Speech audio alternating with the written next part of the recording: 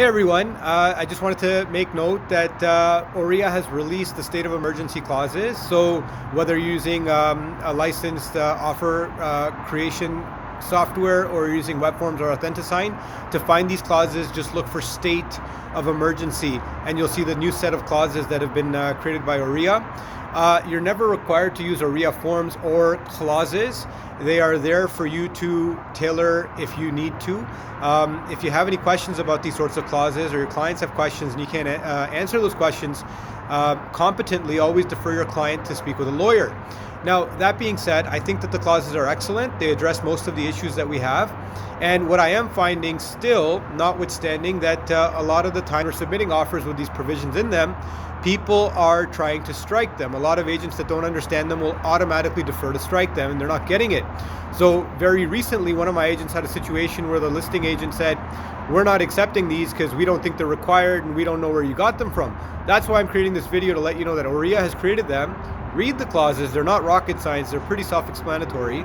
And quite frankly, they only allow you to move the closing date mutually if the land registry office closes or if the banks don't allow you to fund. Now, some people have said, well, we'll work it out if that happens.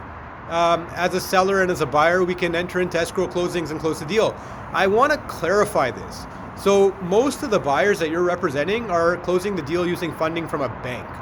A bank will release money into my account as a lawyer, as an example, and I only have authorization to release that money to a seller once the seller has released the deed for me to register, and I am able to safely and securely register the bank's charge. If, for example, the land registry office closes, well, even though I have the bank's money, I can't technically enter into a closing.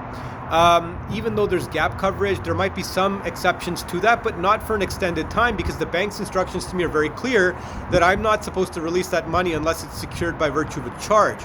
So understand that there's a lot that goes into this. If you don't understand how these things work, definitely reach out to your client and their lawyer with their permission, of course, and clarify the position. It's not so straightforward that the lawyers can just come to terms on their end. You're dealing with other people's money, especially when it's a major financial institution. You can't just use it the way you want to. There's always restrictions on that. I hope this video helps. Ricky Rathore here again, broker owner at Remax Metropolis, real estate lawyer at Rathore Baig Professional Corporation. We'll see you again next time. Bye for now.